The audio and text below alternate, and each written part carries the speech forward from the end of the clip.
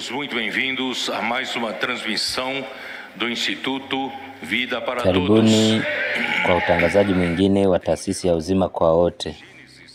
Mada kuu, mwanzo wa yote.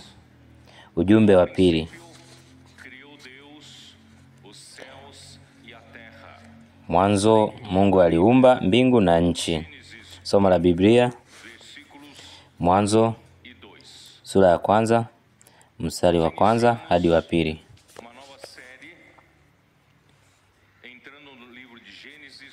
Tumeanza mfululizo mpya wa kuingia katika kitabu cha Mwanzo.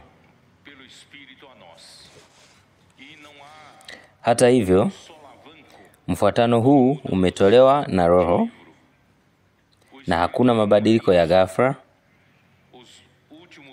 Tunapobadilika kutoka katika kitabu kimoja hadi kingine, Roho anatuongoza kwa mstari mmoja thabiti.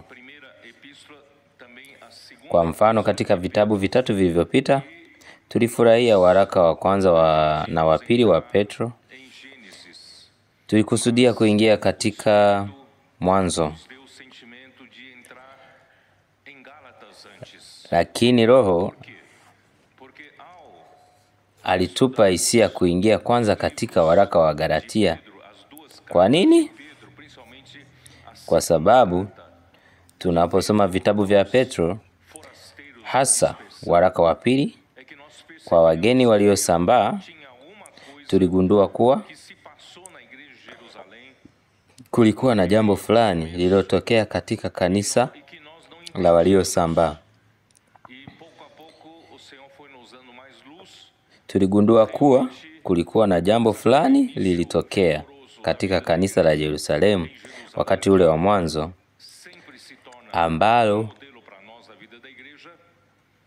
hatukuwa tunaelewa vyema. Polepole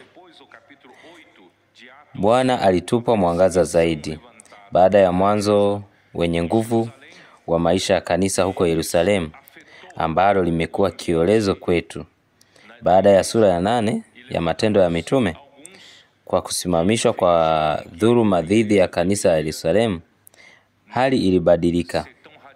Watu wengine wakasimama na kudai kuwa kanisa lisikue mkali sana na kwamba liweze kurudi kwenye tohara na sheria ya Musa. Bila shaka, Mtume Petro na mitume wengine hawakuweza kuruhusu hilo. Nao wakamchagua Yakobo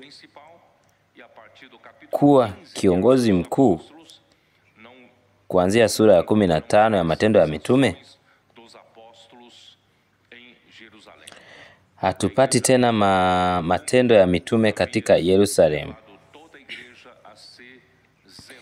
na kanisa lilichukua mwelekeo tofauti, likiwa gumu kwa sheria. Lakini tunaelewa kuwa Petro alipoandika waraka wake wa pili, alisisitiza kuwakumbusha watu maneno yaliyosemwa katika kipindi cha kwanza cha uhai wenye nguvu wa kanisa. Tunaelewa kuwa aliwaandikia kundi la watu ambao walikuwa katika awamu ya kwanza ya maisha ya kanisa. Lakini baadaye katika sura ya 2 na ya 3 ya waraka wa pili, anawaita wale walioachana nao nabii wa uongo na walimu wa uongo.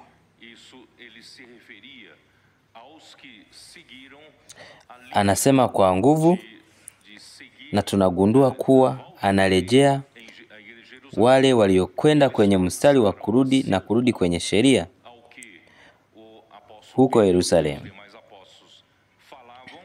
Wao walianza kupinga yale ambao mitume Petro na mitume wengine waliosema, na wakawa mstari tofauti wa kazi ambao ulikuwa wa kupinga kazi ya Mungu.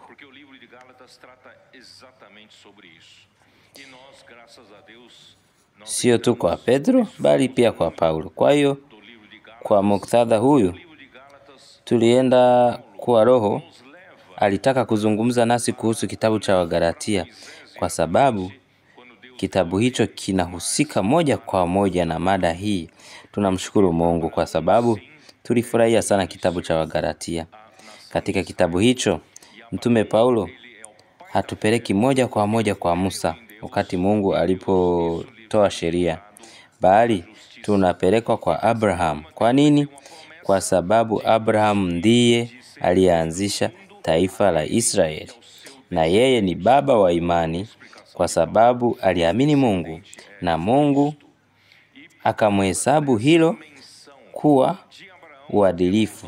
Kwa njia hii Mungu alimpa ahadi ya kuwa mrithi wa ulimwengu, yeye na uzao wake, kulingana na maelezo ya Paulo, na uzao huo ni Kristo.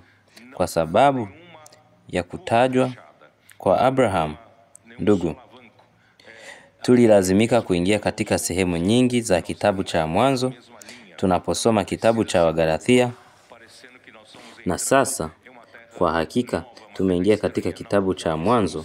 Hakuna mwendo wa ghafla wala msukosuko, ni mstari ambao Roho anatuelekeza.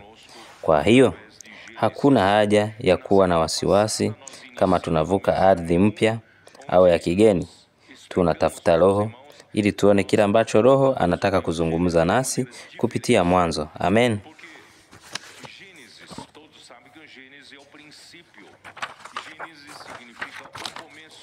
Wiki iliyopita tulianza ujumbe wa kwanza ambao tuliweka wazi kwa ndugu kwamba tunashughulikia kitabu cha Mwanzo kwa njia tofauti. Watu wote wanajua kuwa mwanzo ni mwanzo wa yote. Mwanzo maana yake ni chanzo au anzio la kila kitu. Hata hivyo, si wote wanaofahamu kamili kwamba mwanzo huu unahusiana na mwanzo wa wakati. Unaweza kusema, Petro, sikubaliani nawe. Nilijua tayari kuwa ni mwanzo wa wakati, lakini basi huenda hukujua kikamilifu kwamba wakati upo kwa ajili ya kutimiza mapenzi ya Mungu. Mungu anapomaliza kufanya mapenzi yake katika wakati utaisha.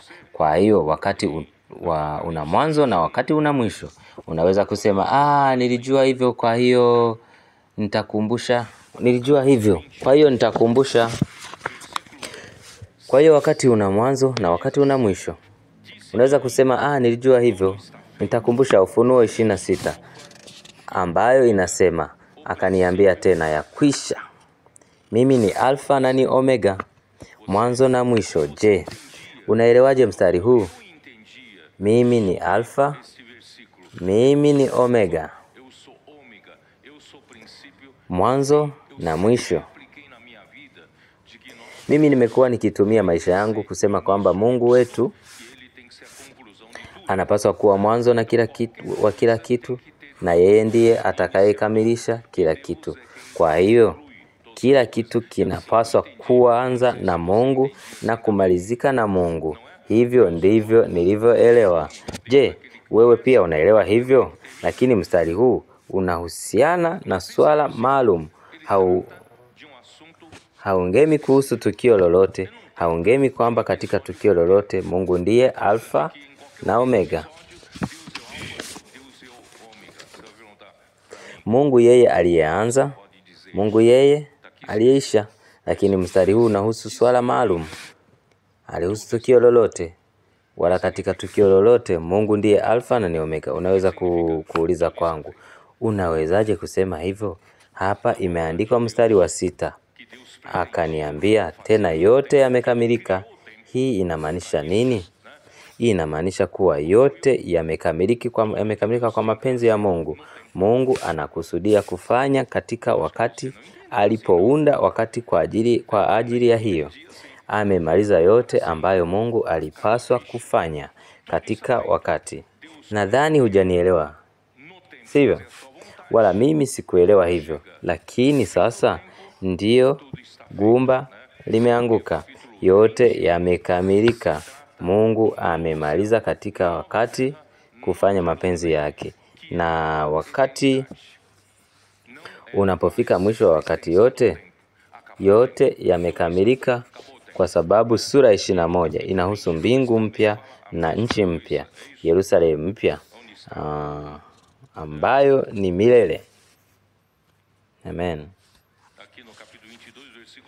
Sio tena mwendelezo wa wakati umeisha. Yote yamekamilika, wakati umeisha. Na katika sura ya 22 pia inasema kitu kimoja, ni hivi: mimi ndiye Alfa na Omega, wa kwanza na wa mwisho, mwanzo na mwisho. Sasa tumeelewa ndugu zangu. Mungu alisema hivi hasa au kwa uhakika kuhusu uumbaji wa wakati. Mungu aliunda wakati kutekeleza mapenzi yake. Na mapenzi yake ni yapi? Ninaamini sehemu kubwa ya Wakristo hawajui, kwa sababu Wakristo watasema, mapenzi ya Mungu kwa maisha yangu ni mapenzi ya Mungu kwa maisha yangu ni kile kuwa nifunge na fulani, nifunge ndoa na fulani, nisome kozi fulani, nifuate kazi fulani, nifanye hiki, nifanye kile. La, mapenzi ya Mungu siyo hayo. Mapenzi ya Mungu ni yapi? Vijana wetu wanajua. Amen. Yapo katika Waefeso sura ya 1 mstari wa 9 hadi wa 10. Siri ya mapenzi yake, ya mapenzi ya Mungu, ni kwamba Mungu anataka kumweka Kristo kuwa kichwa cha vitu vyote katika usimamizi wa wakati wa ukamilifu. Hivyo inamaanisha nini? Katika usimamizi wa wakati wa ukamilifu, wakati wa ukamilifu unapokwisha. Hivyo hii inamaanisha kuwa katika kila usimamizi wa wakati, Mungu atafanya mapenzi yake na kumweka Kristo kuwa kichwa juu ya vitu vyote vya mbinguni na vya duniani. Basi ndugu zangu, hii ndiyo Mungu anayofanya. Atakufanya. Yeye ni mkaidi.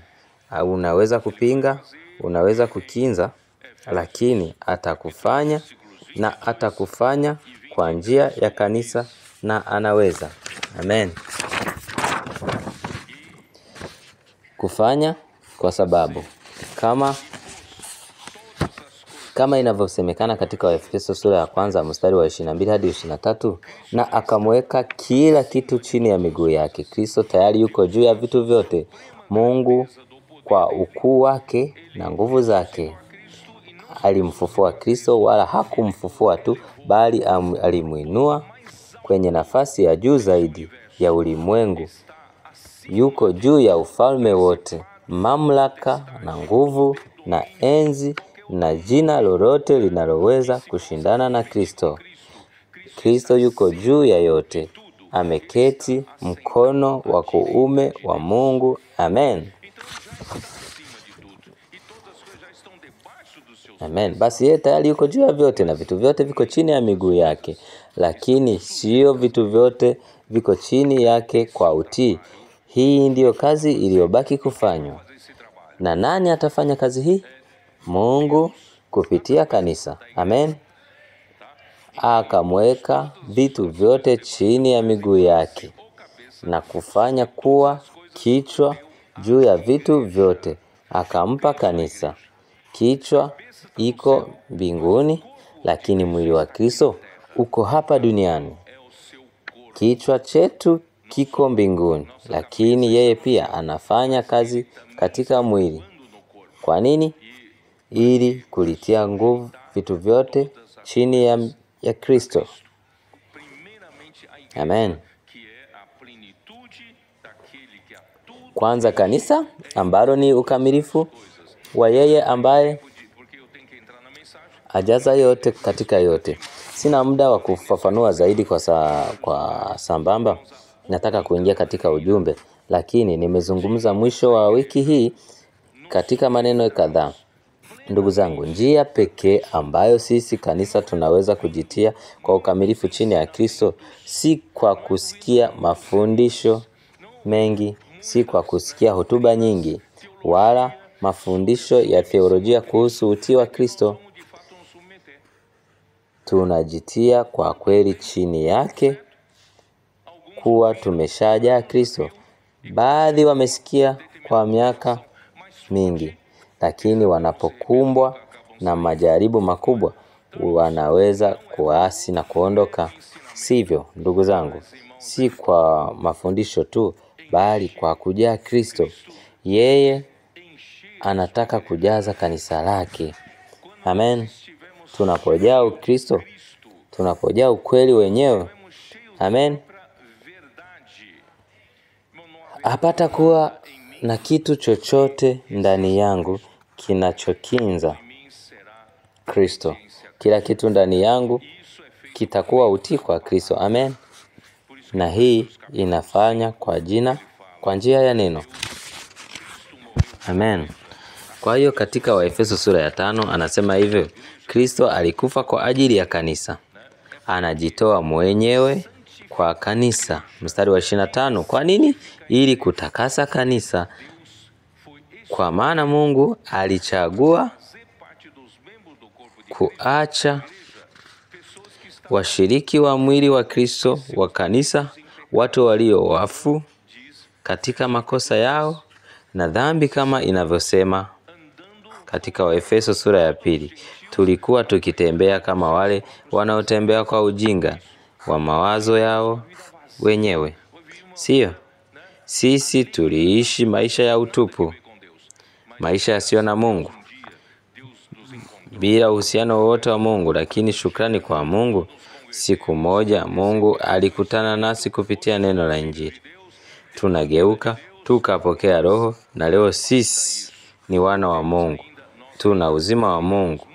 Lakini haitoshi, bado tunabeba mambo mengi, wanadamu wa zamani, mambo mengi tuliokuwa na watu wa mataifa. Kwa hivyo Mungu alituhitaji kututakasa. Amen. Nani anayetutakasa? Kwa kuwa ametutakasa. Nini kinasema mstari wa 26? Ili atakase kanisa.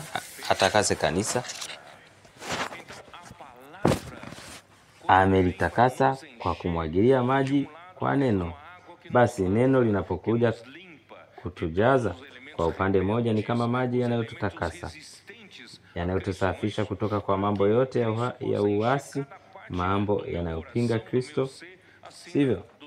Ili Kristo ajaze kila sehemu ndani ya moyo wangu, ya uhai wangu, na vile vile uhai wako. Bwana anatutakasa kwa kumwagilia maji kwa neno. Kwa hivyo ndugu, ni muhimu sana neno ambalo Bwana anatutumia kila wiki linatusafisha. Ndiyo maana ndugu, tunafanya kuzama kwa neno, sio tu kulisikia kama mafundisho ya kutii. Sisi hatuna uwezo wa kutii, lakini uwezo wenyewe linapoandikwa moyoni mwetu linatujaza ukweli wa kweli na kutufanya tuwe watii. Amen. Zaidi kwa Kristo, na kwa njia hii Mungu anapata kanisa zuri, lisilo na madoa wala kunyauka wala kitu kama hicho, bali takatifu na bila mapungufu. Hivyo ndivyo Mungu anavyofanya kati yetu. Na kwa kukamilisha mawazo haya, natumia Wakorintho wa pili sura ya 10 kuzungumza kidogo kuhusu hili. Katika sura ya 10 mstari wa 4, Paulo anasema, maana silaha zetu za vita si za kidunia, bali zenye nguvu kwa kuvunja ngome katika mawazo ya uongo. Unajua, Mungu ana silaha yenye ufanisi sana, kama kombora lenye uwezo wa kuvunja ngome. Ngome hizi zinamaanisha uasi dhidi ya utawala wa Mungu.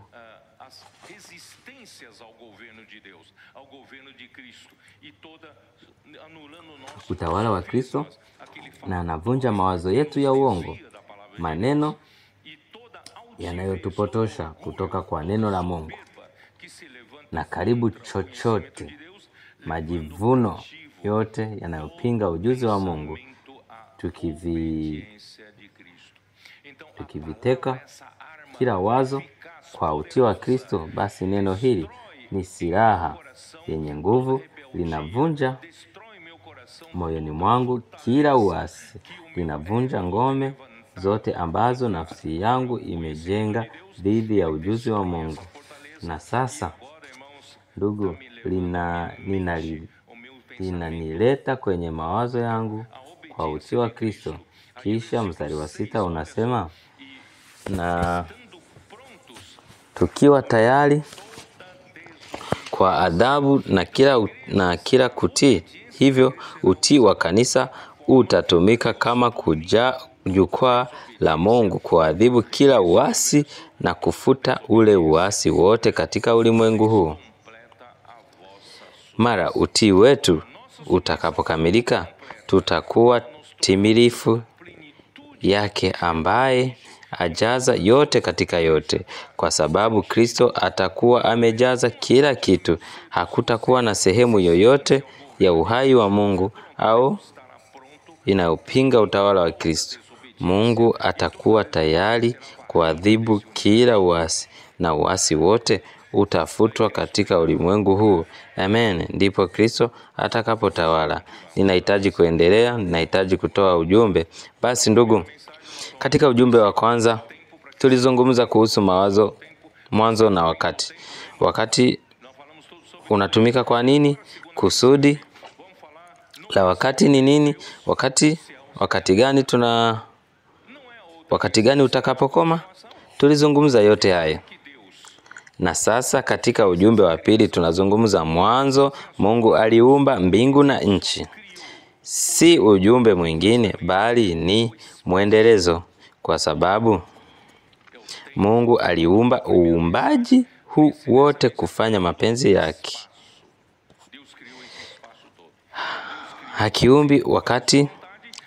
Hakuumba wakati tu, bali aliumba nafasi. Katika ujumbe wa kwanza tulizungumza kuhusu wakati, na kila ujumbe huu tutazungumza kuhusu nafasi.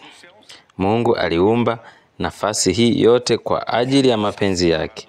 Mwanzo Mungu aliumba mbingu na nchi. Je, haujawahi kushangaa kwamba Biblia inazungumza kuhusu mbingu na kuhusu nchi kwa njia tofauti? Kwa nini nchi haifanani na mbingu? Nchi haifanyi kazi ya mbingu. Nchi haifanyi kazi ya ulimwengu wote. Na kwa nini? Kila wakati anaiweka nchi kwa njia tofauti. Amen. Mungu aliumba mbingu na nchi. Je, kila wakati anaiweka nchi kwa njia tofauti? Mungu aliumba mbingu na nchi. Je, haujawahi kujiuliza Mungu ni nini hichi? Kwa nini nchi ni muhimu kwa mbingu? Kwa nini nchi ni sehemu ya ulimwengu? Kwa nini katika wakati mbingu na nchi zinatofautishwa? Ndugu, katika ujumbe wa kwanza tuliona kwamba wakati aliumbwa kwa ajili ya mapenzi ya Mungu. Kwa hiyo hakika nchi ni muhimu kwa kutimiza mapenzi ya Mungu. Amen, amen. Basi mbingu, upana wa mbingu, ulimwengu mzima unaonekana ambao Mungu aliumba. Ndugu, kwa Mungu ni mbingu, na kwa Mungu sehemu muhimu kwake ni nchi. Amen. Sawa, basi tuende mbele. Mwanzo Mungu aliumba mbingu na nchi. Neno Mungu kwa Kiebrania linamaanisha Elohim. Ni jina la Mungu, na neno hili liko katika wingi, lakini kitenzi kiko katika umoja. Je, haukushangaa? Mwanzo Mungu aliumba umoja, mbingu na nchi. Hivyo Elohim inamaanisha Mungu mwenye mamlaka, Mungu wa kimungu, akisisitiza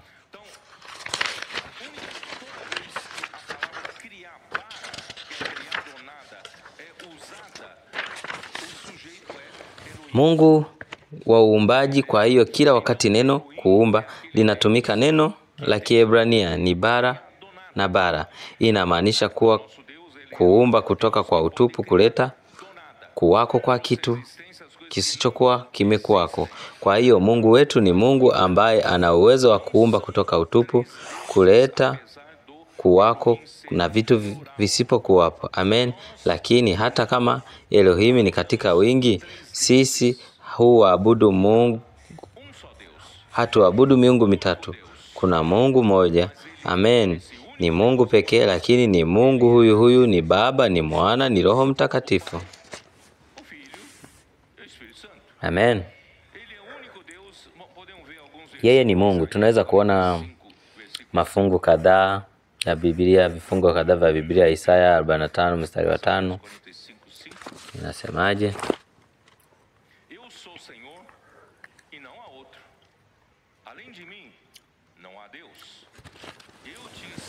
Mimi ni Bwana wala hakuna mwingine, hakuna Mungu ila mimi.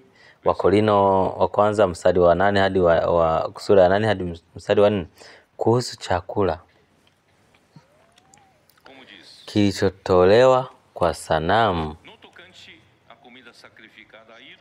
tunajua ya kuwa sanamu lenyewe haikuwa kitu duniani, na kwamba hakuna Mungu mwingine ila ni mmoja. Timotheo wa kwanza mstari wa 2 hadi wa 5.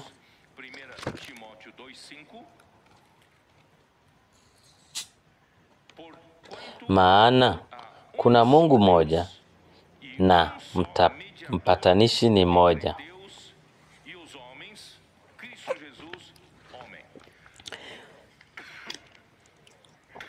na mpatanishi ni mmoja kati ya Mungu na mwanadamu Yesu Kristo. Basi ndugu, msiwe na mashaka. Sisi ni watu waabuduo miungu mitatu.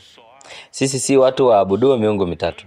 Tunaamini kuwa Mungu ni moja tu, lakini katika Mathayo 28 mstari wa 19, jina la Mungu huyu ni jina la utatu.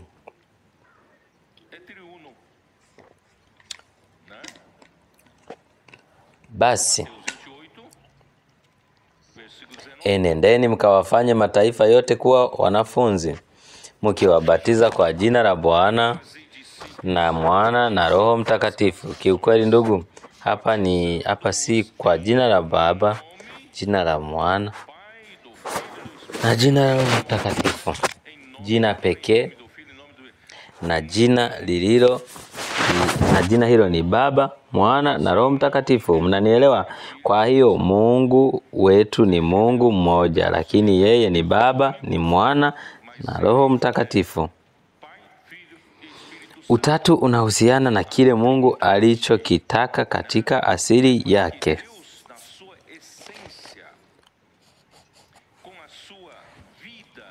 Kwa uzima wake na asili kama utajiri wa nchi nzuri. Sasa tunakwenda kwenye Kumbukumbu la Torati sura ya 8 mstari wa 7. Kuelewa kidogo kuhusu hii, Kumbukumbu la Torati 8:7 inasema,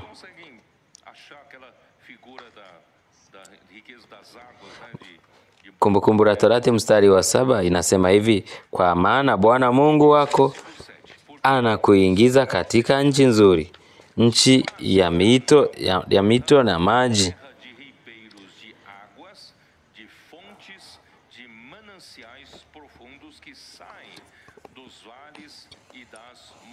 kwa maana Bwana Mungu wako anakuingiza katika nchi nzuri, nchi ya mito na maji na chemchem ya maji ya kina yanayotoka bonde la mlimani.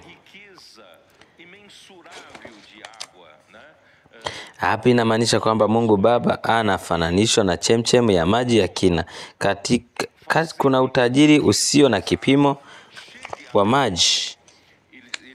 Na kwa vipi utajiri huu wa maji unafikia wanadamu? Yeye yuko mahali pa kina, na shukrani kwa Mungu.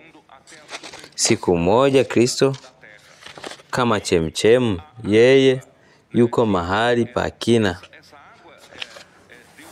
na shukrani kwa kina hadi juu ya nchi, na maji hayo Mungu mmoja.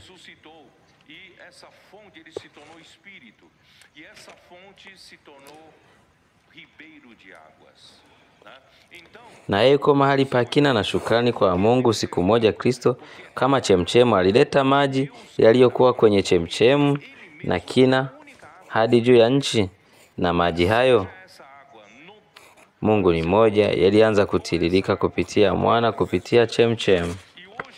Lakini Kristo alikufa akafufuka, na chemchemu hii ikawa roho, na chemchemu hii ikawa mito ya maji. Kwa hiyo unaweza kuuliza kwa nini Mungu ni mmoja? Kwa sababu maji hayo ambayo ni Mungu anataka kumpa mwanadamu ambayo ni yeye mwenyewe, ni maji haya hayo. Amen. Iwe maji yako kwenye chemchemu ya kina, au maji yanayotiririka kupitia Yesu Kristo, au maji yaliyoko katika roho. Ndugu, maji haya ni Mungu, ni uzima, ni uzima wa Mungu. Mungu anataka kukupa uzima wake, asili yake kama maji. Lakini kwa nini inahitaji Baba, Mwana wa Roho na Roho Mtakatifu? Ni kwamba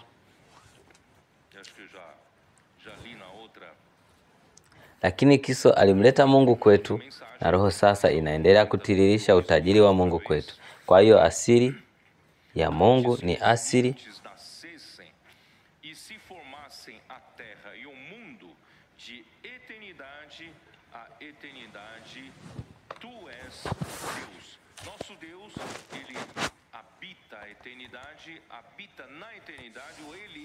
Kwa hiyo asili ya Mungu ni asili ya Mungu mmoja. Amen. Baba, Mwana na Roho ni kwa ajili ya kufikia wewe. Sawa. Basi twende kwenye Zaburi 92. Nimekwisha soma katika ujumbe mwingine Zaburi 92 mstari wa 2. Tunasoma tena: kabla ya milima kuzaliwa na kuumbwa dunia na ulimwengu, tangu milele hata milele, wewe ndiwe Mungu.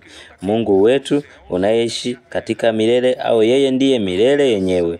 Na kabla ya uumbaji wa kuwako alikuwapo. Amen.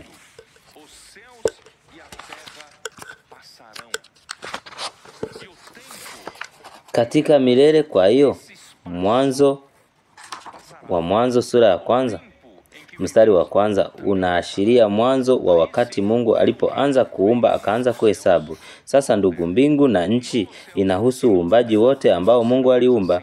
Kila kitu kilichoumbwa kiko hapa, mbingu na nchi. Uumbaji utakapofikia lengo yake, yaani wakati vitu vyote vitakapokuwa chini ya utawala wa Kristo, mbingu na nchi zitapita, na wakati utakoma, nafasi hii itapita. Wakati unapoisha utapita, unaoishi utapita.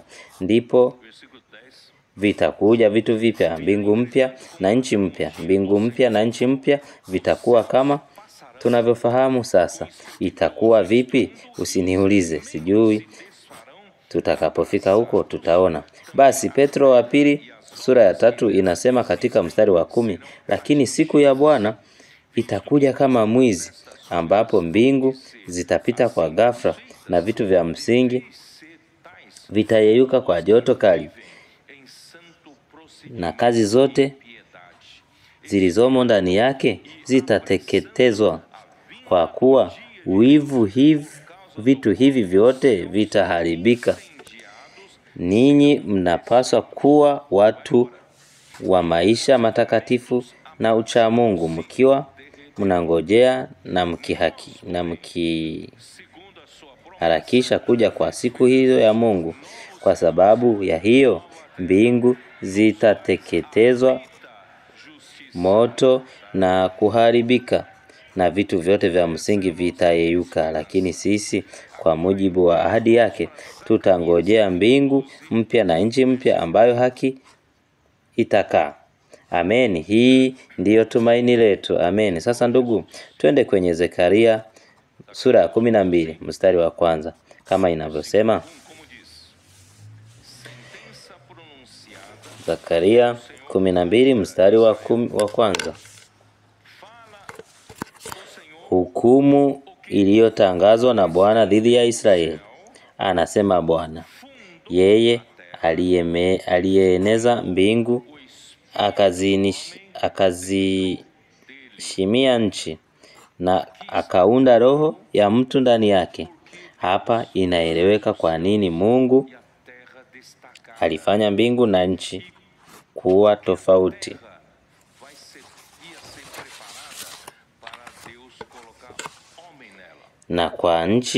Na kwa nini nchi ilitayarishwa ili Mungu aweke mtu juu yake.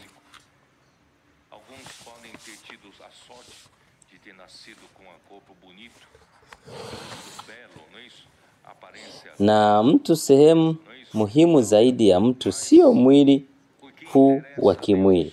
Baadhi wanaweza kuwa na bahati ya kuzaliwa na mwili mzuri, nyuso nzuri, lakini sio hivyo. Muonekano mzuri sio hilo, bali kinachomhusu Mungu ni roho atakayoiunda ndani ya mtu, kwa sababu roho atakapoiunda ndani ya mtu, ndugu, itashirikiana na Mungu kutimiza mapenzi ya Mungu. Mnanielewa? Kwa hiyo mbingu zote zimefanywa kwa ajili ya nchi.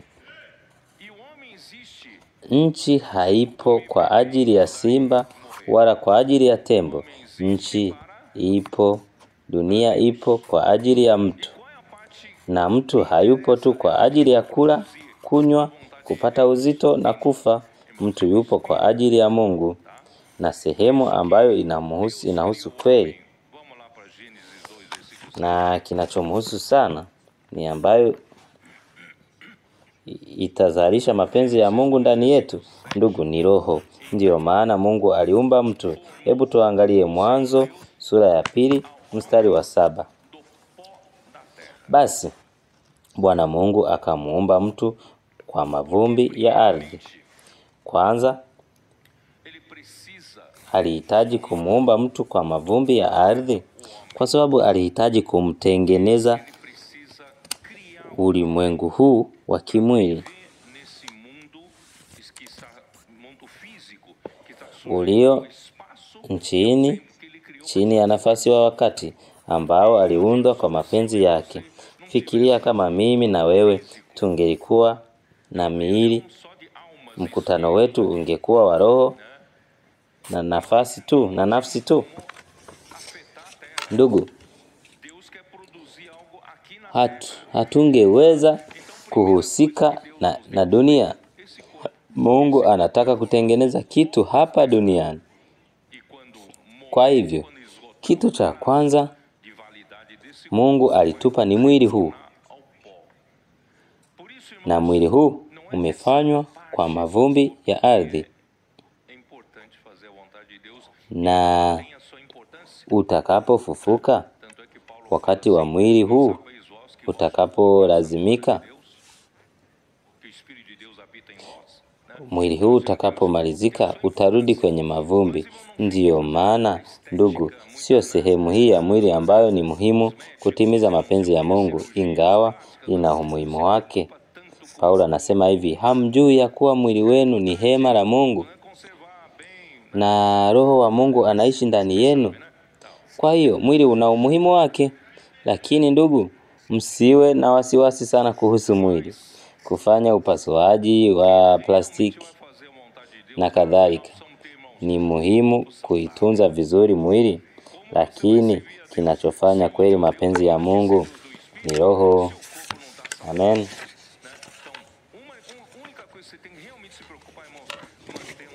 Lakini wazi, tunahitaji mwili wenye afya. Unaweza kumtumikia Mungu kama mwili wako hauna afya? Hapana. Kwa hiyo, kitu kimoja unachohitaji kukumbuka, ndugu, ni kushika mwili wenye afya. Mwili unaoweza kuwa na afya na kumtumikia Bwana. Lakini mtu sio mwili huu tu, kwa sababu Mungu alipomuumba mtu kwa mavumbi na ardhi, mwili huu ulikuwa hauna uhai. ni kipande cha udongo kilichokufa, na jinsi mtu alivyopata uhai ni kwa kupulizwa kwa pumzi ya uhai, na Mungu akawa nafsi hai. Kwa hiyo pumzi hii uhai ilitoka wapi? Ilitoka kwa Mungu, ni pumzi ya Mungu. Neno roho katika sura ya kwanza mstari wa mwisho, mstari wa pili, na roho wa Mungu alikuwa akiteremka juu ya maji. Neno roho ni Kiebrania ambalo linasema ruach. Sijui matamshi sahihi, lakini labda sehemu ya mwisho ya kimya, ruach, roho. Na roho hapa kwa Kiebrania inaweza kuwa pumzi ya upepo. Kwa hiyo roho hii ya Mungu ilipopuliza ili kutengeneza mtu, ikawa hiyo ruach ikabadilika kuwa neshama. Mnanielewa?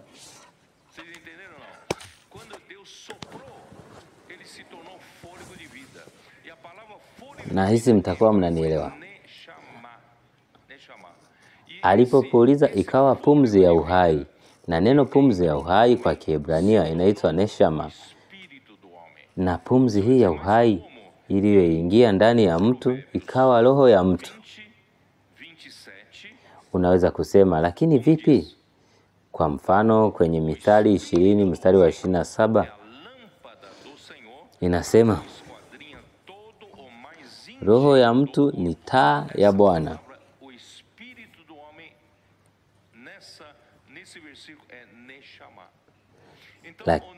Roho ya mtu ni taa ya Bwana inayochunguza viumba vyote vya ndani. Neno roho ya mtu katika mstari huu neshama. Kwa hivyo neshama ilitoka kinywani mwa Mungu, ruach, na ilipokusudiwa kwa ajili ya kumtengeneza mtu ikawa neshama. Na wakati neshama ilipofika kwenye mtu huyo wa udongo, ikatengeneza roho ya mtu, na mara moja akawa nafsi hai. Kwa hiyo nafsi na roho vilitengenezwa kwa pumzi ya Mungu. Amen. Kwa nini Mungu alitupa kila mmoja nafsi? Kwa sababu anataka kila mmoja wetu kuwa na utofauti. Sisi ni tofauti. Mungu hataki kutengeneza viroboti vyote vilivyo sawa. Je, umewahi kufikiria kuangalia na kila mtu akifanana? Wote wanafikiria kwa njia moja. Hapana, Mungu anataka kila mmoja wetu kuwa na nafsi yenye uamuzi ya kujitegemea, nafsi yenye uchaguzi wa bure. Kwa hivyo, Mungu na wewe, ndugu, mimi na wewe, tuko tofauti. Na hivyo ndivyo tutaweza kuonyesha hekima nyingi za Mungu.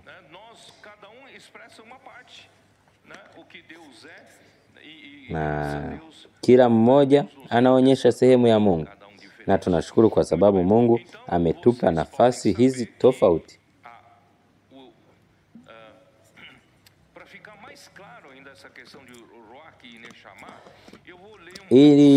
Ili kufafanua zaidi swala la ruach na neshama, nitasoma kitabu cha Ayubu. Ayubu 32 mstari wa 8. Inasema, hakika kuna roho ndani ya mtu. Neno roho hapa ni ruach.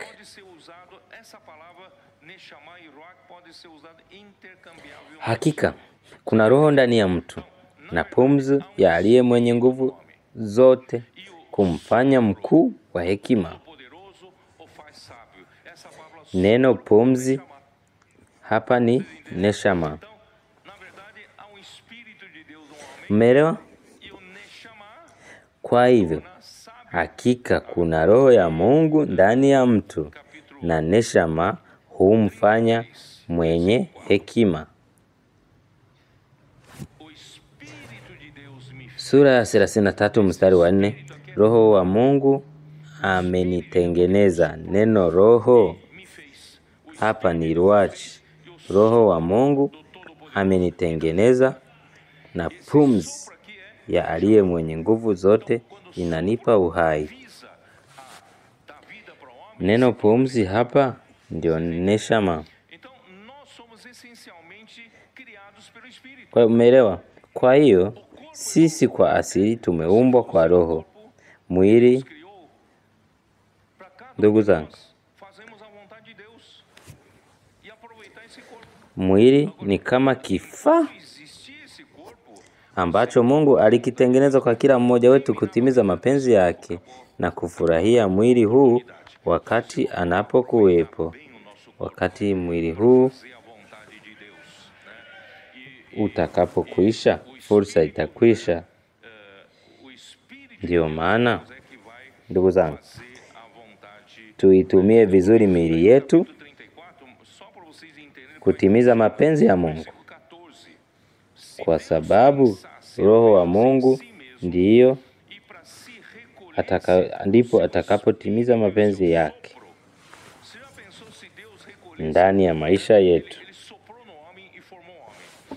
Kwenye sura ya 34 mstari wa 14, kama Mungu angalifikiria yeye mwenyewe peke yake na akavuta roho yake na pumzi yake, je, umaifikiria kama Mungu angevuta roho yake? Alipopulizia kwa mtu na akamtengeneza mtu, siku moja anaweza kusema, nimejuta kumtengeneza mtu, nitavuta roho yangu. Mungu angesema nimejuta kumtengeneza mtu, akasema nitavuta roho yangu. Neno roho hapa ni ruach. Nitavuta ruach yangu, nitavuta neshama yangu. Umeelewa? Kwa hivyo, ikiwa Mungu atavuta roho yake,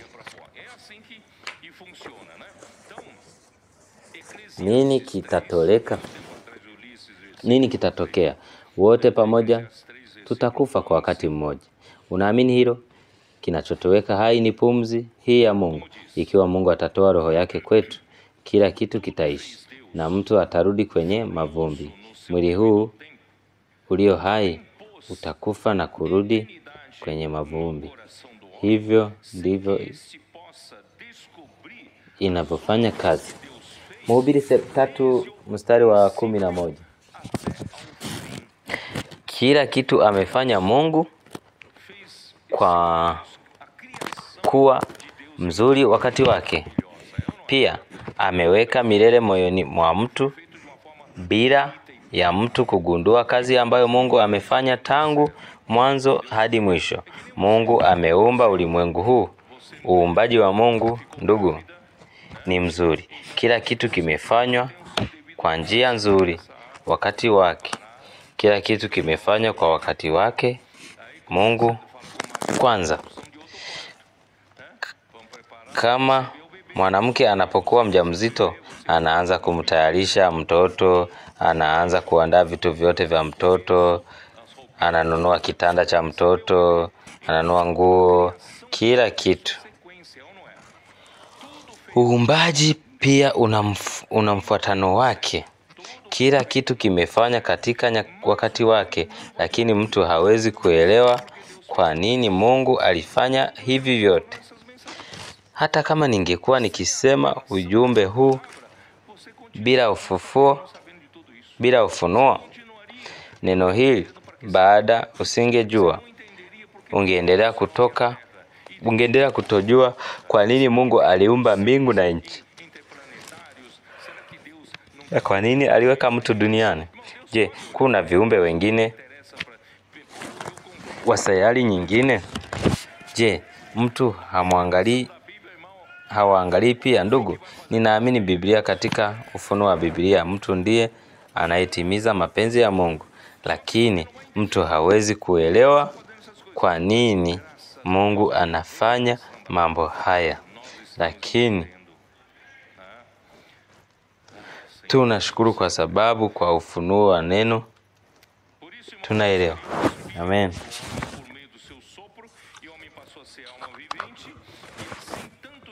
Kwa hivyo ndugu, Mungu aliunda roho kwa pumzi yake na mtu akawa na nafsi hai. Na hivyo roho na nafsi ni ya milele. Roho yako na nafsi yako havitakufa kamwe. Mwili wako unakufa, lakini roho na nafsi yako havifikiri. Na wengine wanauliza, nikitoka kwenye mwili huu nitakumbuka mambo? Unajua kwamba leo nafasi yako inafanya kazi kwa msaada wa ubongo wako. Unafahamu mambo kwa sababu akili yako inatumia ubongo wako.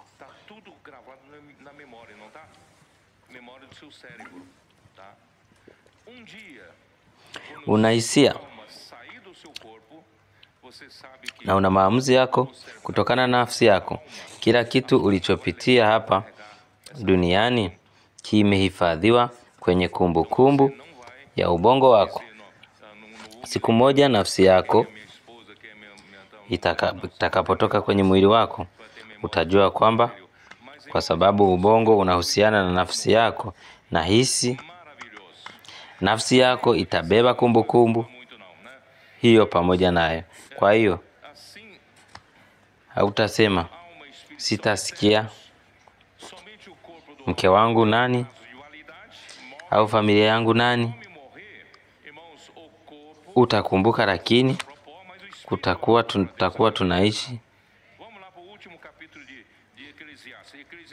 tunaishi wakati mwingine na fahari. Sitasema sana kuhusu hilo.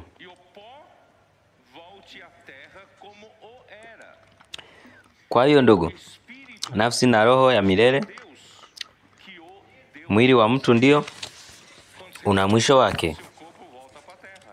Mtu anapokufa, mwili unarudi kwenye mavumbi, lakini roho inarudi kwa Mungu. Unajua hilo?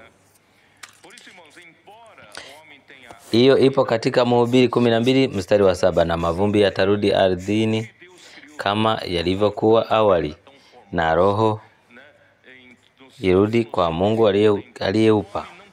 Unajua kwamba unapokufa mwili wako unarudi ardhini, lakini roho wako anarudi kwa Mungu.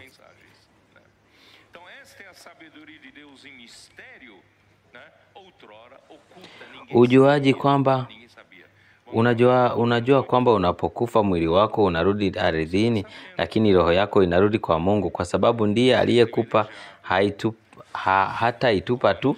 Ndiyo maana ndugu, ijapokuwa mtu ana milele moyoni mwake, hajui kwa nini Mungu aliumba kila kitu kwa njia nzuri kama hii, kila kitu kwa wakati wake, na mtu hajui kazi ambayo Mungu amefanya tangu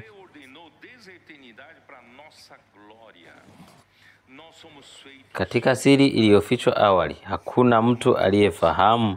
Hebu tuangalie Warumi 8. Tuangalie Warumi 8. Unajua kuwa ni fursa kubwa. Warumi 8:17 inasema hivi: basi ikiwa sisi ni watoto, basi pia ni warithi wa Mungu na warithi pamoja na Kristo. Ikiwa sisi tunateswa pamoja naye, ili tuweze pia kutukuzwa pamoja naye. Kwa hivyo bila ufunuo hatujui kwa nini tunapoishi.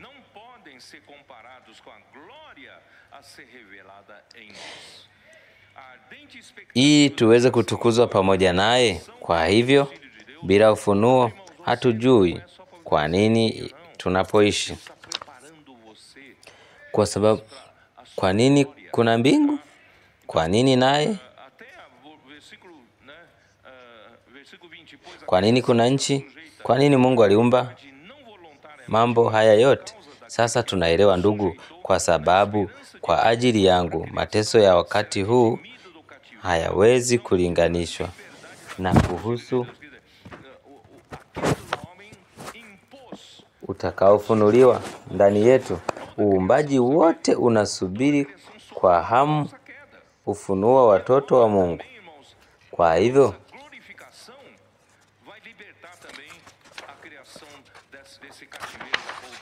ndugu, wewe sio tu kwa ajili ya kuishi maisha haya madogo.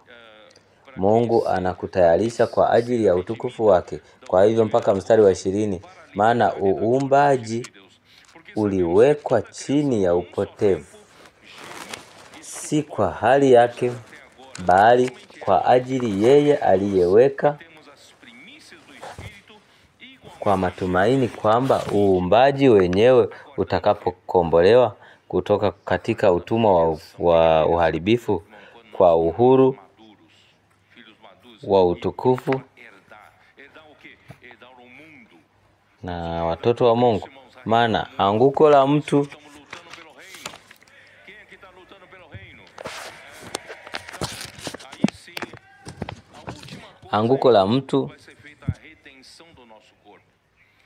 Amen.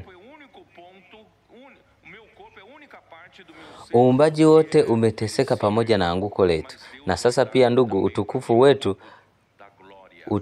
utauliberisha pia uumbaji katika utumwa huu wa uharibifu. Kwa hivyo uumbaji wote unangojea kuombolewa kutoka katika utumwa wa uharibifu kwa uhuru na utukufu wa watoto wa Mungu, kwa sababu tunajua kwamba uumbaji wote wanasubiri kwa hamu hadi sasa, wala sisi tu ambao matunda ya kwanza ya Roho. Sisi pia tunasubiri kwa hamu ndani yetu. Tunangojea nini? Tunangojea uwana.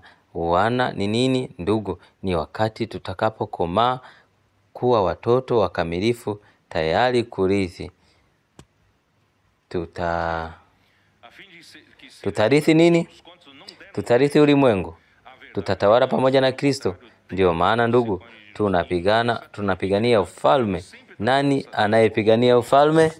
Amen. Amen. Wathesalonike 12. Kitu cha mwisho kinachofanya ukombozi wa mwili wetu, kwa sababu mwili huu ndio sehemu pekee ya mimi inaweza kuharibika, lakini Mungu atanipa pia mwili wa utukufu, roho yangu, nafsi yangu ya milele. Lakini Mungu atanipa pia mwili wa milele, mwili wa utukufu. Amen. Kwa hivyo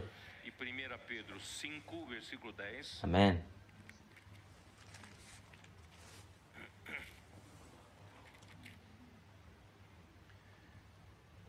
Amen.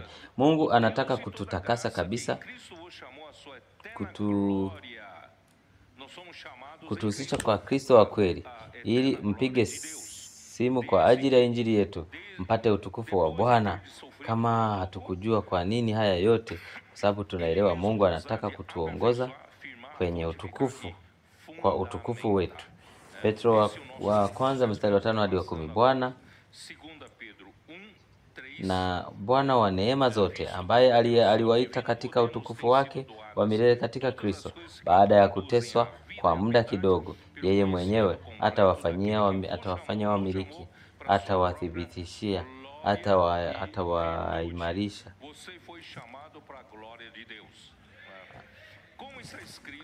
Ataweka misingi imara. Ndivyo hivyo mchakato tunaopitia sasa. Petro wa pili sura ya kwanza mstari wa 3. Kwa kadri nguvu zake za kimungu zimetupatia kila kitu kinachohusu uhai na ucha Mungu, kwa kumjua yeye aliyetuita kwa utukufu wake mwenyewe na wema ulitwaa kwa utukufu wa Mungu, kama ilivyoandikwa. Ndugu, hebu tuangalie Wakorintho wa pili. Ndugu, tunaona vile tulivyo na heri kubwa, lakini tunazungumza hekima kati ya wale wenye uzoefu, sio hekima ya karne hii, wala yenye mamlaka wakati huu ambao wote wataharibika, bali tunazungumza hekima ya Mungu iliyokuwa siri ya zamani zilizofichwa. Hakuna mtu anayejua kwa nini Mungu aliunda vitu vyote kwa njia alivyoviumba vyote tangu milele kwa utukufu wake. Hekima hii ndiyo ambayo hakuna hata mmoja wa wenye mamlaka wa karne hii aliyeweza kuitambua, kwa maana kama wangalijua wasingemsulubisha Bwana wa utukufu. Kama ilivyoandika, jicho lililokuona jicho halikuona, sikio halikusikia, wala hawakupenya moyoni mwa mwanadamu yale Mungu amewatayarishia wampendao. Je, wewe ni mmoja wa wale wampendao? Amen. Katika kipindi hichi cha mwisho, Mungu anahitaji watu waliotia nguvu zao. Amen. Waliowajibika, sio tu kwa Mkristo mzuri kupokea baraka za Mungu, kuwa na afya na pesa au usalama wa maisha. Sisi tuko kwa ajili ya kupigania ufalme wa mbingu. Mungu anahitaji, amen. Mungu anahitaji kumwamini Bwana ni kumpenda anachotaka. Kama unampenda Bwana, kama unampenda ni kama kuwapenda wazazi wako. Unawaheshimu wazazi wako na unataka kutimiza matakwa yao, sivyo? Kama unampenda Mungu, hutaki kutenda mapenzi yake. Amen. Na mapenzi yake ni nini? Kumpa Kristo cheo juu kuliko vitu vyote. Amen. Kwa hiyo, kama unampenda ufalme wake, unapigania ufalme wake, sivyo? Bwana anahitaji leo wengi ambao wanajitolea, amen, katika Sioni kupigania ufalme wake. Lakini Mungu alivyofunua kwa Roho, na wanadamu kwa ujumla hawajui, hawana ufahamu huu wa siri. Lakini sisi tunajua ufunuo wa Roho, kwa maana Roho huchunguza kila kitu, hata mafuniko ya Mungu. Kwa kuwa ni nani kati ya wanadamu anayejua mambo ya mwanadamu isipokuwa roho wa mwanadamu aliye ndani yake? Vivyo hivyo mambo ya Mungu hakuna anayejua isipokuwa Roho wa Mungu. Sasa sisi hatukupokea roho wa ulimwengu, bali roho kutoka kwa Mungu, ili tujue yale tuliyopewa bure na Mungu. Sisi pia tunazungumza si kwa maneno yaliyofundishwa na hekima ya mwanadamu, bali kwa yale yaliyofundishwa na Roho, tukilinganisha mambo ya kiroho na ya kiroho. Kwa hivyo ndugu, nimekuwa nikihimiza viongozi wa makanisa, wamishonari na wale wanaofanya kazi ya ufalme wa Mungu. Ndugu, hatuishi tena kwa kile tunachofanya kwa ujuzi wetu. Amina. Tunatakiwa kuishi kwa Roho. Amina. Roho ni kama upepo, unapuliza popote unapotaka. Unasikia sauti ya upepo, lakini hujui unatoka wapi wala unaenda wapi. Na hivyo ndivyo alivyo kila aliyezaliwa kwa Roho. Yaani sisi sote tuliozaliwa upya kwa Roho hatutakiwi kujua hata hatua yetu ya pili. Hatua yetu ya pili hutolewa na Roho. Amen. Ndugu, natumaini ndugu Didimo kama mfano. Ndugu Didimo alikuja hapa ingawa ana umri zaidi ya miaka 70, na akaamua kuja park kukamilishwa. Siku ya kwanza alitoka asubuhi kuhubiri injili na mambo hayakuwa yanaenda vizuri mtaani, lakini mchana mambo yakaanza kwenda vizuri. Amen. Nikawaambia ndugu zangu, mwenendo wetu ni kujiuliza ni nini kilikuwa kimekosekana, kwa nini hakukuwa na mafanikio, nitawezaje kujifunza ili kesho iwe nzuri zaidi. Kwa hiyo sisi huwa tunakimbilia mbinu ili mambo yaende sawa. Tunatafuta njia sahihi ili mambo yafanikiwe. Hakuna njia sahihi katika mambo ya Mungu. Ukishapata njia, hivyo ni njia yako mwenyewe, sio tena ya Roho. Kwa hivyo ndugu, tunatakiwa kuishi kweli, ndugu, kwa hofu ndani ya tumbo. Amen. Unajua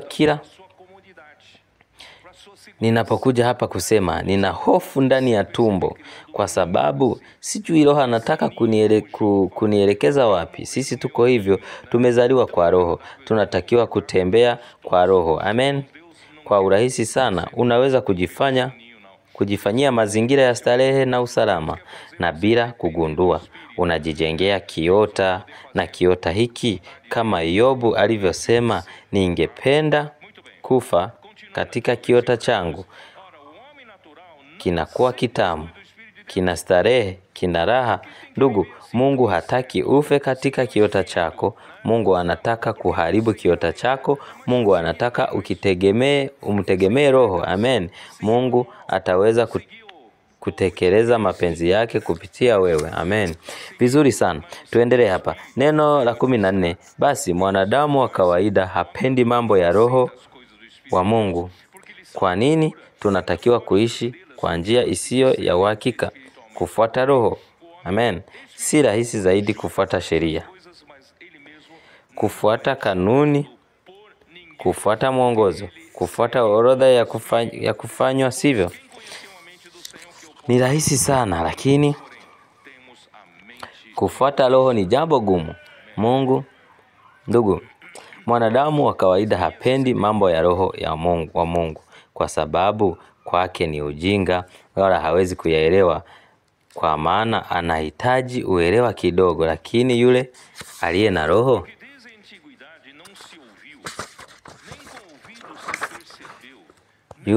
na Roho huhukumu kila kitu, wala yeye mwenyewe hahukumiwi na mtu yeyote, kwa maana yeye anafuata Roho. Kwa kuwa ni nani aliyewahi kujua akili ya Bwana ambaye atamweza kumfundisha? Lakini sisi tuna akili ya Kristo. Amen. Isaya 66. Bwana Yesu, kwa maana tangu zamani hawajasikia, wala kwa masikio hawajapata, wala macho hayajaona Mungu mwingine zaidi ya wewe, atakayefanyia wema wote wamtegemeao. Ndugu, neno hili ni kwa wale wanaomtegemea Mungu. Amen. Haleluya. Abrahamu ni mfano bora wa mtu aliyemtegemea Mungu. Alipompata Mungu aliyeumba ulimwengu, alijua kuwa Mungu huyo aliyeumba ulimwengu lazima awe Mungu mwenye uwezo wote. Amen. Na kwamba ana mapenzi yanayotakiwa kutimizwa. Alipompata Mungu, alimtegemea Mungu. Hakuna haja ya kutafuta chochote zaidi duniani.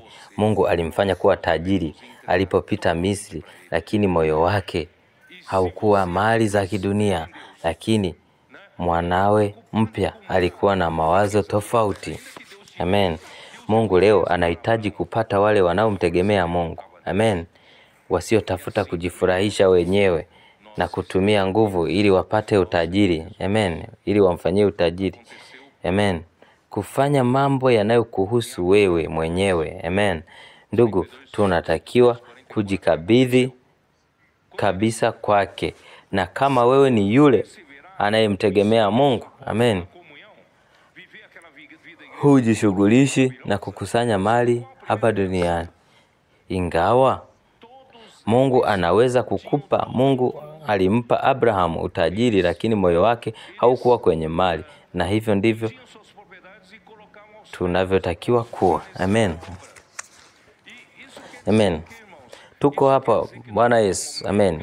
Kilichotokea katika Matendo ya Mitume sura ya 2 mstari wa 42 hadi 44 ni nini? Kilichotokea walipozidi kudumu katika mafundisho ya mitume, katika ushirika, kuishi ile maisha ya kanisa lenye nguvu na ya kustajabisha. Majibu ya kwanza yalikuwa, wote walikuwa na vitu pamoja. Amen. Waliuza mali zao na kuweka miguu pa mitume kwa ajili ya mahitaji ya huduma. Amen. Na hii inamaanisha nini, ndugu? Inamaanisha kuwa wakati nilipoguswa na Mungu huyo na utukufu, kama vile Abraham alipoguswa, ndugu, sina hamu tena vitu vya dunia. Haleluya. Kile ninacho ni cha Bwana. Amen. Kila ninacho ni cha kutumika kwa ajili yake. Amen. Amina. Abraham alikuwa na moyo huu, lakini Loti hakuwa nao. Loti alitaka mifugo yake, alitaka wachungaji wake, alitaka ustawi wake mwenyewe, na hivyo yeye hakuwa mtu anayemtegemea Mungu. Amen ndugu. Nataka kuwa yule anayepigania ufalme wake, kuto kutegemea kitu chochote duniani. Nataka tuzo huko mbinguni. Bwana Yesu, na yeye hufanyia kazi. Unajua hilo? Anaifanyia kazi. Yeye hufanyia kazi kwa utukufu wako. Hufanyia kazi kwa wale wanaomngojea Bwana Yesu. Amen. Basi Mungu aliumba vitu vyote ili kuwa na mahali pa kupumzika, kwa sababu Mungu anaangalia katika Mwanzo mstari wa 2. Amen.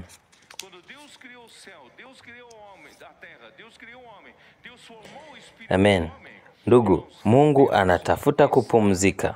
Mungu anatafuta mahali pa kupumzika. Unaamini hiyo? Hii liko katika kitabu cha Waebrania sura ya 4. Amen. Waebrania sura ya 4.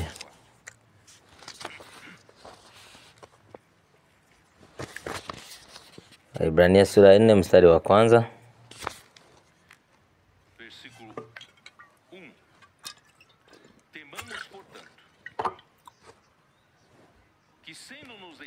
Basi tuogope kwamba ingawa ahadi ya kuingia katika pumziko lake imesalia, mtu yeyote kati yenu asionekane kuwa amekosa. Kwa maana habari njema zilitangazwa kwetu kama vile zilivyotangazwa kwao, lakini neno walilosikia halikuwafaa, kwa sababu hawakuwa na imani katika wale waliosikia. Unaelewa kwa sasa kwamba pumziko la Mungu lina uhusiano wa karibu na neno na jinsi unavyopokea neno. Basi ukipokea neno kwa imani kwa njia sahihi, utaingia katika pumziko la Mungu. Angalia jinsi wakati huu tunapoishi kwa kuzama katika neno. Ni muhimu kujifunza kutoka kwa vijana wetu upendo wa kustahi kwa neno, unyenyekevu wa watoto, roho iliyochoma, roho iliyojitwika, wanaopenda neno la Mungu. Ndugu, jambo hili ni muhimu sana. Na kisha inasema, lakini sisi tulioamini tunaingia katika pumziko. Ndugu, ukiamini neno unaingia katika pumziko. Niliapa kwa hasira yangu hawataingia katika pumziko langu, ingawa kazi zake zilikwisha tangu mwanzo wa ulimwengu. Kwa maana mahali fulani inasema kuhusu zama zake zilikwisha tangu mwanzo wa ulimwengu, kwa maana siku ya saba na Mungu alipumzika siku ya saba kutokana na kazi zake, na tena mahali pale hawataingia katika pumziko langu. Kwa hivyo, kwa kuwa bado kuna wale wanaoweza kuingia ndani yake, na wale walioahidiwa habari njema hawakuingia kwa sababu ya uasi. Tena amen, hawakuingia kwa sababu ya uasi.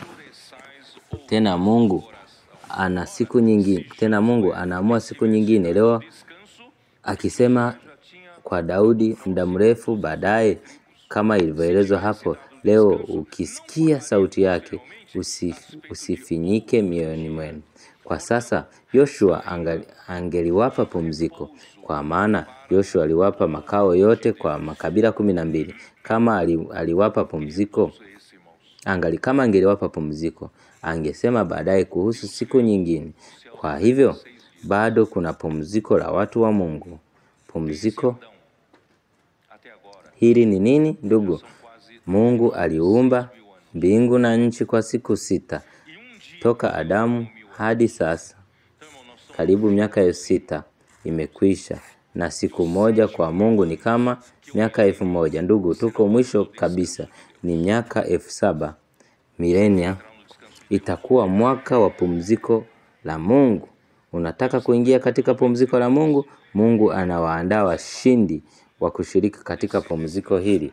Basi tuangalie katika pumziko hili, kwa sababu yule aliyeingia katika pumziko la Mungu naye mwenyewe alipumzika kutokana na kazi zake kama Mungu alivyofanya.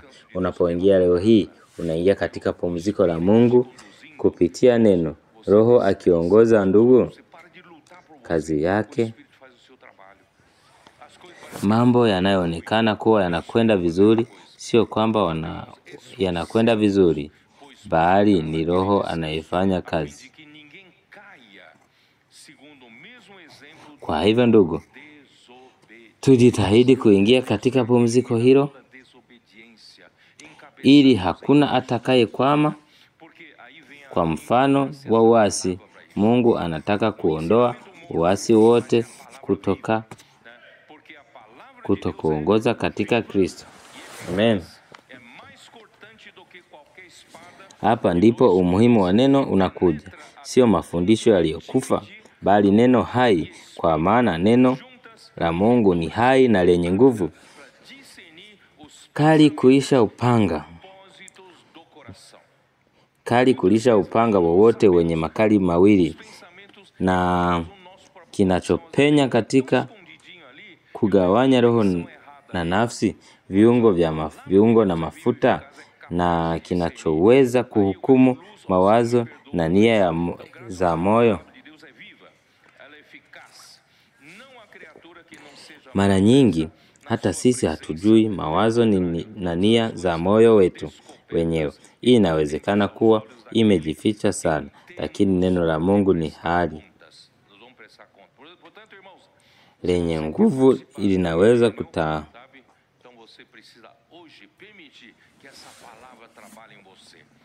Amen. Mara nyingi hata sisi hatujui mawazo na nia za moyo wetu. Inawezekana kuwa imefichwa sana, lakini neno la Mungu ni hai, lenye nguvu na linaweza kutambua. Ndipo ninapopata mwanga. Bwana, tunaomba msamaha. Bwana nisamehe. Au sio? Basi asante kwa Bwana, neno la Mungu ni hai, halina dosari, hakuna kiumbe chochote kinachofichamana mbele zake, bali vitu vyote vimefunuliwa, na hivyo wazi machoni pa yule ambaye tunapaswa kutoa hesabu. Ndugu, tutatoa hesabu.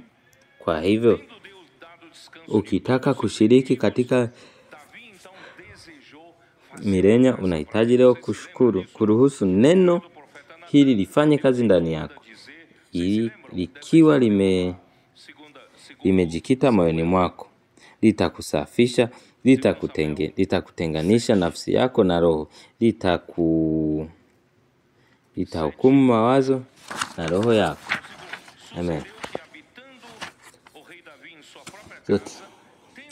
Mahali pa pumziko la Mungu sio mbinguni wala duniani alipoumba, bali ni kile anachotaka kukitekeleza kutoka moyoni mwa mwanadamu. Mungu alipompa Daudi pumziko kutoka kwa maadui zake, Daudi alitaka kumjengea Mungu nyumba, na mnakumbuka hili? Kupitia nabii Nathan, Mungu alimtuma kusema, nenda kawaambie Daudi, Bwana asema, wewe utajenga nyumba ya makao yangu, na kwa sababu sikuwahi kukaa katika nyumba tangu siku nilipowaondoa wana wa Israeli kutoka Misri hadi leo, nimekuwa nikitembea katika hema, katika maskani, mahali popote nilipokwenda na wana wa Israeli. Je, niliwahi kuongea na mmoja wa makabila yao niliyemwamuru kuangalia watu wangu wa Israeli, nikisema, kwa nini hamkunijengea nyumba ya mwerezi? Amen. Ndugu, hataki nyumba ya kimwili. Mungu anahitaji kila kitu kiliumbwa na yeye. Mungu hahitaji kila kitu kwa sababu kiliumbwa na yeye. Kama angehitaji nyumba nzuri, angeweza kuumba kutoka kwa utupu. Sio hivyo anavyotaka. Kwa hivyo ni nyumba gani inayofuata? Ingawa baadaye Mungu alimtuma. Amen.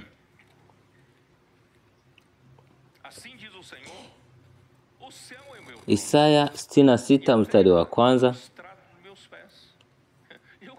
hadi wa pili. Bwana anasema, mbingu ni kiti changu cha enzi na nchi ni kiti changu cha kuwekea miguu. Ni nyumba gani mtaweza kunijengewa, na ni mahali gani pa pumziko langu? Kweli mimi nitakuwa na mahali ya pumziko, lakini ni wapi? Je, mnataka kunijengea hekalu kubwa, kanisa zuri? Ndugu, sio hivyo ninavyotaka. Kama ningetaka, ningeumba. Ninajua kufanya, kwa maana mkono wangu umeumbwa.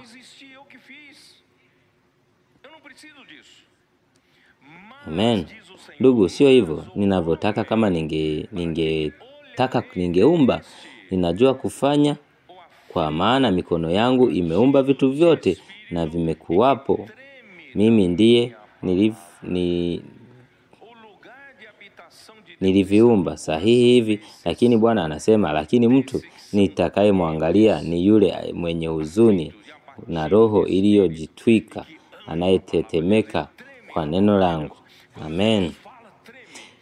Makazi ya Mungu na ndani ya moyo, na hao wanaosema amen, wale wenye unyenyekevu, walio na huzuni na moyo uliopondeka, na wanaopenda neno la Mungu na kuogopa neno la Mungu.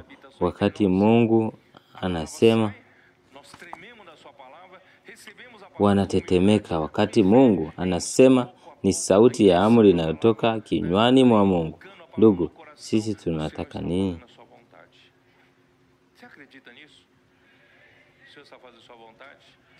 Amen. Amen. Ndugu, nadhani kulikuwa na zaidi ya watu 350 hadi 400. Wale viongozi wote, ndugu, na makanisa. Ndugu, jinsi tulivyo moja kwa moja. Mungu kweli katika siku hizi za mwisho ametuweka katika chumba cha kutusisimua katika misaada ya vijana wetu. Kwa hivyo vijana wanaendelea kutusisimua kutumia Wokrai. Vijana, hamwezi kusimama. Endeleani kuwavutia zaidi vijana na kutusisimua. Amen. Kwa upande mwingine, ndugu, neno linatuweka wote katika mwendo sawa. Linatusisimua. Ni chumba cha mwendo sawa. Neno hili linatuweka wote, ndugu, wote. Natuweka viongozi wote na makanisa yote katika mzunguko mmoja. Tunakwenda kwa mzunguko mmoja. Amen. Tunakwenda katika mzunguko mmoja. Tunaenda katika mwenendo moja, urefu wa mawimbi moja, rangi moja. Hatuna rangi tofauti, sote tuko kwa rangi moja. Lakini si tu hivyo, sote tumeweka katika mzunguko moja, awamu moja. Hakuna mtu hapa anayeshindana na mwingine. Amen. Hili linamaanisha awamu moja. Amen. Wakati awamu ni tofauti, mtu mmoja husikia anashindana na mwingine. Lakini wakati sote tuko katika awamu moja, hamna shindani. Hii inawezekana tu kumjulisha. Sisi tunamjulisha moja kwa moja Mungu. Inawezekana, nguvu yetu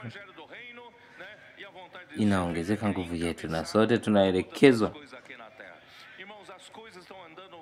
kwa mwelezo mmoja. Lengo letu, ndugu, ni kutekeleza mapenzi ya Mungu, kuhubiri injili ya ufalme, mapenzi ya Mungu yatimilike, ambayo ni kuongoza mambo yote katika dunia. Ndugu, mambo yote yanaenda haraka kupitia neno ambalo Bwana ametupa kufungua. Pia kwa zana hizi, ndugu, tunafikia hata Asia, hata katika nchi ambazo washiriki wetu hawajui lugha za huko.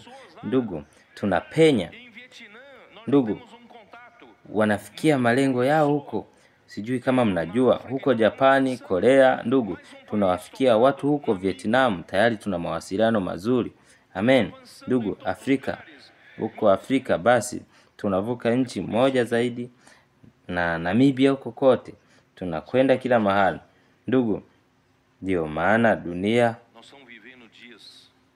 Bwana Yesu, tunaishi siku ambazo za mabadiliko makubwa hali ya dunia. Tukizungumza juu ya matukio ya hivi karibuni, Russia ilivamia Ukraine. Hii vita imedumu hadi leo, ambayo ilitakiwa kuwa vita ya haraka. Mara baada ya hapo tukaona Israeli ikishughulika na materoristi ambao walikuwa wakitashiti huko, na baadaye ikahusisha Syria, kisha Iran, na sasa ndugu, imekuja hivi karibuni uchaguzi wa rais wa Marekani.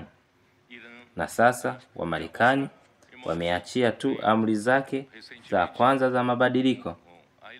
Pia hiyo inaivuruga dunia na hali ya dunia. Na jana, sijui kama mnajua hilo, lakini kabla ya hapo Israeli walishambulia Iran.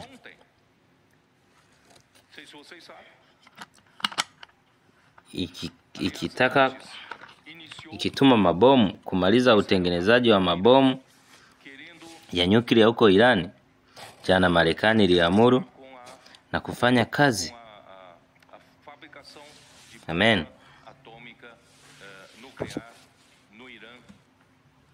Na jana Marekani ndio ina ndege inaitwa B2 ambayo ina uwezo wa kubeba makombora. Ile kifaa kinachoweza kuchoma miamba na kufikia vifusi vya chini ya ardhi. Miundo hii ya nyuklia iko zaidi ya mita 80 chini ya ardhi, chini ya miamba ya saruji.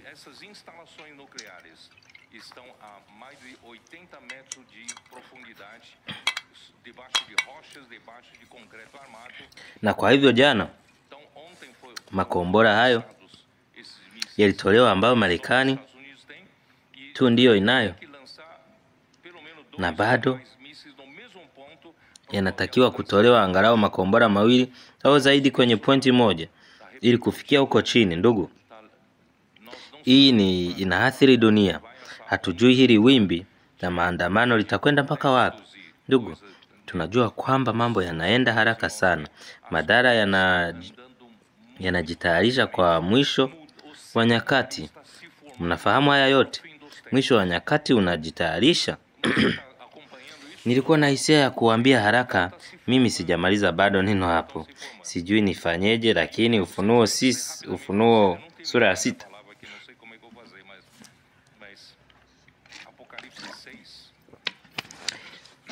Nataka kuwahusisha fungu la kwanza. Nilipopata kuona wakati mwana-kondoo alipofungua moja kati ya muhuri 7, nikasikia moja kati ya viumbe 4 vilivyo hai vikisema kwa sauti kama ya radi, njoo. Nikaona na tazama farasi nyeupe,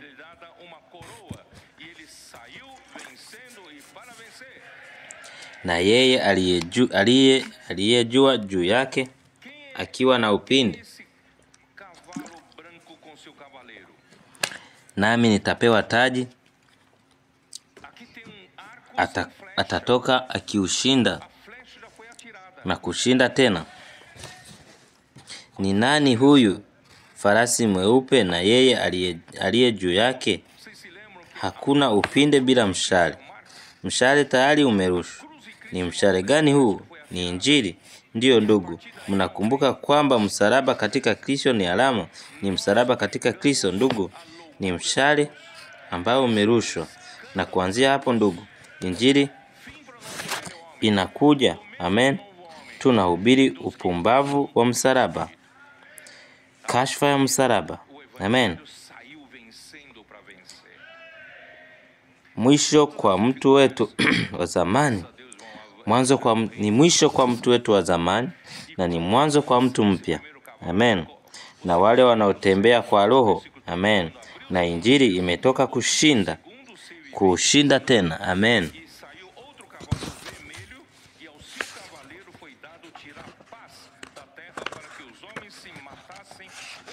Amen. Pamoja na matatizo yote, asante, injili ya ufalme inaendelea. Amen. Na wakati wa farasi huu wa kwanza inapoendelea, farasi wa pili unafuata. Neno la 3, alipofungua muhuri wa pili, nikasikia viumbe vya pili vilivyo hai vikisema, njoo. Nikaona farasi mwekundu akitoka, na yeye aliye juu yake akapewa uwezo wa kuondoa amani duniani, ili watu wauane wenye wao. Nami akapewa upanga mkubwa. Farasi huu wa pili ni nini? Ni vita. Mnaona vita vinavyofuatana moja baada ya vingine, na baada ya farasi mweupe vita hufuata. Ndugu, wewe na mimi tunasababisha hili, kwa kuwa tunahubiri injili ya ufalme, tunafanya mapenzi ya Mungu. Muhuri wa 3. Alipofungua muhuri wa 3, nikasikia viumbe vitatu vilivyo hai vikisema, njoo. Nikaona, na tazama, farasi mweupe, na yeye aliye juu yake akiwa na mizani mikononi. Nikasikia sauti katika viumbe vinne vilivyokuwa hai vikisema, kibaba kimoja cha ngano na ndelani na vipande vitatu vya shauri ya denari. Wala usiharibu mafuta ya divai. Farasi huu wa 3, yeye aliye juu yake ni nini? Ndugu, ni njaa. Baada ya vita huja njaa. Farasi wa 4 alipofungua muhuri wa 4, nikasikia sauti ya viumbe vinne vikisema, njoo. Nikaangalia, tazama, farasi mwenye rangi ya njano, na yeye aliye juu yake aitwaye Mauli na Kuzimu kukifuata. Nami nikapewa mamlaka ya roho ya dunia, kuwa kwa upanga wa njaa, kwa vifo na kwa nyama wa dunia. Farasi huu wa 4 ni mauti, wengine hawafi. Ndugu, ni lazima hili litukie ili mwisho ufike. Na injili ya ufalme katika Mathayo 24:14, ndio nimesema kwa moyo, na injili hii itahubiriwa katika ulimwengu wote kwa shuhuda kwa mataifa yote, ndipo mwisho utakapofika. Amen. Mwisho huu wa mstari huu ni mwisho wa enzi hii. Bado sio mwisho wa wakati, bali ni mwisho wa enzi hii. Enzi hii ya milenia ifike, ili Kristo aje kutawala kwa miaka 1000. Kwa hiyo ndugu, Bwana Yesu anahitaji wale wamejishughulisha na pigano hili. Sisi ni wadogo sana kwa hesabu.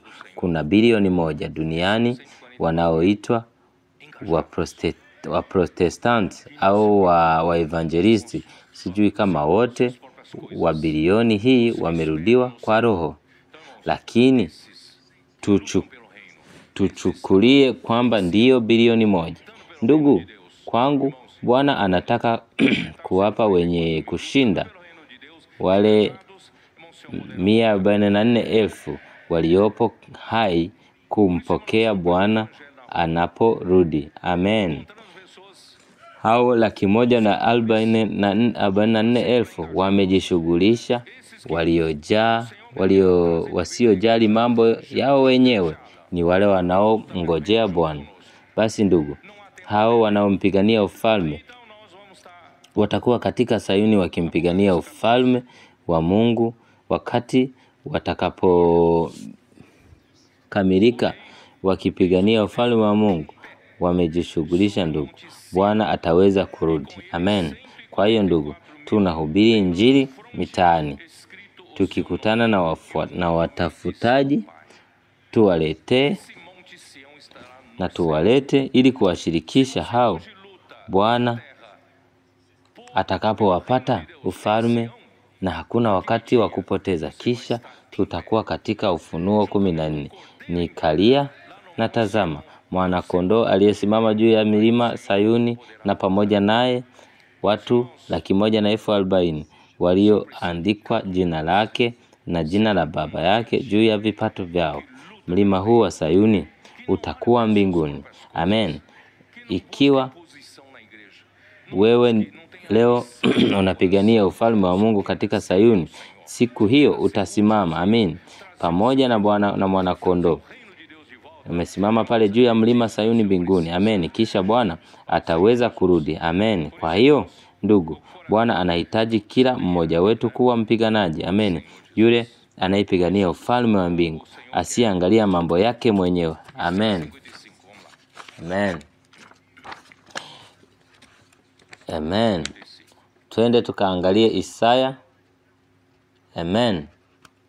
Isaya 55. Twende, amen. Enyi nyote mnaona kiu, njooni kwenye maji. Nanyi msiokuwa na fedha, njooni nunueni mle. Ndiyo, njooni nunueni divai na maziwa pasipo fedha wala bei. Kwa nini mnatumia fedha yenu yasiyo na mkate, na jasho lenu kwa sio riziki? Sikizeni kwa makini, mle chenye kuwa chema, nafsi yenu zitafurahia kwa vyakula vizuri. Sikieni, njoeni kwangu, sikieni, nafsi zenu zitapona. Kwa maana nitawafanya nanyi agano la milele na huruma zisizobadilika zilizoahidiwa. Amen. Bwana ametuita sisi sote kufurahia yeye bure, amen. Kama neema, twende kunywa mahali ambapo neno liko. Baada ya sisi kuzama katika neno, tunakuwa tumebuniwa na kweli na Kristo. Tunakuwa zaidi na zaidi katika Kristo. Nini kinatokea? Mstari wa 4, maana mawazo yangu sio mawazo yenu, wala njia zenu si njia zangu, anasema Bwana. Kwa maana kama mbingu ziko juu kuliko nchi, ndivyo njia zangu ziko juu kuliko njia zenu, na mawazo yangu yako juu kuliko mawazo yenu. Hii inamaanisha nini? Msiwe na hamu ya kutumika kwa uwezo wenu, kwa mawazo yenu, kwa maoni yenu. Amen. Amen. Na Mungu ana wasiwasi na nani anayekuwa hapa? Amen. Mungu ana wasiwasi na wanadamu. Kwa hiyo yote yanayofanya kazi zaidi duniani, Mungu hutuma mvua, kutuma theluji, yote ni kwa ajili. Amen.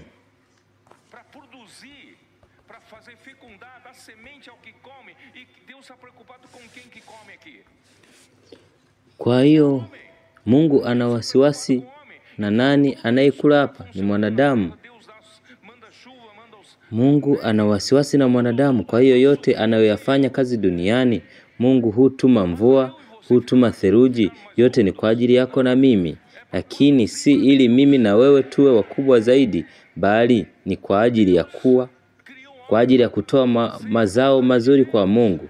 Mungu alimuumba mwanadamu kufanya mapenzi ya Mungu. Kwa hiyo ndugu, mstari wa 11. Je, ni jinsi gani mtu anaweza kutenda mapenzi ya Mungu? Ndivyo neno linavyotoka kinywani mwa Mungu, litarudi kwangu bure, bali litatufanya jinsi tulivyopenda na litafanikiwa katika yale niliyoyakabidhi. Basi hili neno tunalopokea ndugu, haliwezi kuwa neno la matamshi tu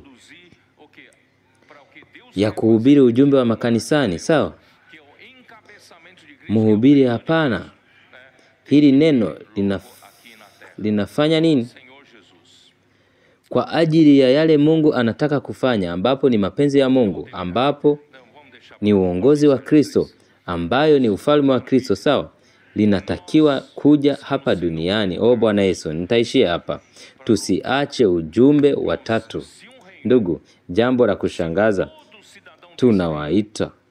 Amen. Kwa ajili ya kupigania, tunawaita kwa ajili ya kupigania ndugu. Ukiwa mfalme, ikiwa kila raia wa ufalme huo atakuwa askari, utakuwa shujaa. Amen. Wanaopigania ufalme, ndugu, ufalme huu ni wenye nguvu.